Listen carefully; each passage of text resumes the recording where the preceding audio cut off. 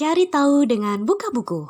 Hai, kali ini kita akan ngebahas bakpia, makanan hasil akulturasi Jawa Cina. Oke, kita deskripsikan dulu. Bakpia adalah kue berbentuk bulat pipih, terbuat dari campuran kacang hijau dan gula yang dibungkus dengan tepung, lalu dipanggang dan siap disajikan. Bakpia asal mulanya berasal dari daratan Tiongkok. Bakpia patuk adalah salah satu varian bakpia yang berkembang di Yogyakarta. Saat ini, bakpia sudah menjadi makanan khas sekaligus oleh-oleh dari Yogyakarta. Ini merupakan salah satu wujud nyata akulturasi budaya Tiongkok dan budaya Jawa. Secara historis, bakpia adalah makanan impor dari negeri Tiongkok yang dibawa oleh para imigran Tionghoa pada awal abad ke-20. Bakpia ini konon sudah ada sejak tahun 1930. Udah lama banget ya. Awal mulanya dimiliki oleh keluarga-keluarga pedagang Tionghoa yang banyak menempati pusat kota Yogyakarta. Jenis makanan ini awalnya bukanlah makanan komersial, juga bukan makanan yang bernilai kultural seperti kue keranjang yang sering menjadi kue dalam perayaan Imlek. Posisinya adalah sebagai pelengkap kudapan keluarga. Ngebayanginnya ingin makan. Namun, menurut catatan lain menyebutkan bahwa resep bakpia awal mulanya dibawa oleh seorang pendatang asal Tionghoa, yaitu Kui Sun Kwok pada tahun 1940-an. Pada waktu itu, Kui tiba di Yogyakarta dan kemudian menyewa sebidang tanah milik warga setempat bernama Niti Gurnito di kampung Suryo Wijayan. Kui lalu mencoba peruntungan dengan membuat bakpia, makanan khas Tionghoa. Pada awalnya, ia membuat bakpia dengan menggunakan resep asli dari Tiongkok, yaitu masih menggunakan unsur-unsur dari babi, yaitu minyak babi untuk pengolahan dan daging babi sebagai isian bakpia. Namun, setelah tahu bahwa masyarakat Yogyakarta didominasi umat muslim dan tidak makan daging babi, Kui mulai bereksplorasi membuat bakpia tanpa menggunakan minyak babi dan daging babi.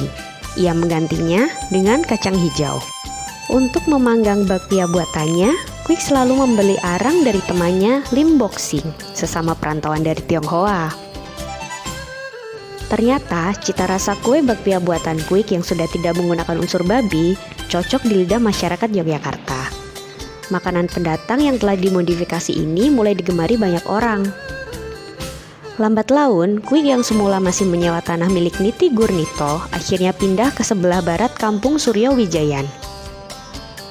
Di tempat baru tersebut, ia melanjutkan pekerjaannya membuat berbagai macam makanan dan roti, termasuk bakpia. Pada tahun 1960-an, Kui meninggal dunia dan usahanya dilanjutkan oleh anak menantunya yang bernama Ju Mikem. Sepeninggal Kui, Niti Gurnito ternyata juga ikut-ikutan membuat bakpia. Usaha yang dilakukannya diperkirakan karena Kui pernah menyewa tanah miliknya, sehingga ia sempat diberi resep rahasia. Bakpia buatan Niti Gurnito memiliki kekhasannya tersendiri, yaitu ukurannya lebih kecil dibanding dengan buatan Kui, berkulit tebal dan isiannya juga lebih kecil. Bakpia ini awal mulanya dijual keliling kampung dengan menggunakan pikulan kayu. Pada kala itu, pembeli bakpia masih agak tersekat karena orang keturunan Tionghoa membeli bakpia di penjual asal Tionghoa, sedangkan orang Jawa membeli bakpia buatan Niti Gurnito. Pada periode yang sama, Lim Boxing, teman Kui yang semula menyuplai kebutuhan arang, juga ikut membuat bakpia dan menjualnya ke masyarakat.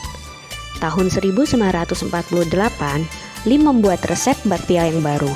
Kemudian ia pindah ke kampung Pajeksan, tepatnya di Jalan Patuk nomor 75. Di kampung inilah di kemudian hari berkembang menjadi sentral industri bakpia besar ternama, yakni Bakpia Patuk 75. Kemudian pada tahun 1980-an, bakpia Lim mulai berkembang pesat. Ia memiliki banyak karyawan. Namun, sebagian karyawan berhasil mencuri resep dan membuka industri rumahannya sendiri. Hingga akhirnya, pemilik Bakpia Patuk 75 juga mengambil bakpia dari situ karena tingginya permintaan wisatawan. Mulai era inilah, bakpia telah mengalami metamorfosis resep yang akhirnya menjadi makanan khas Yogyakarta.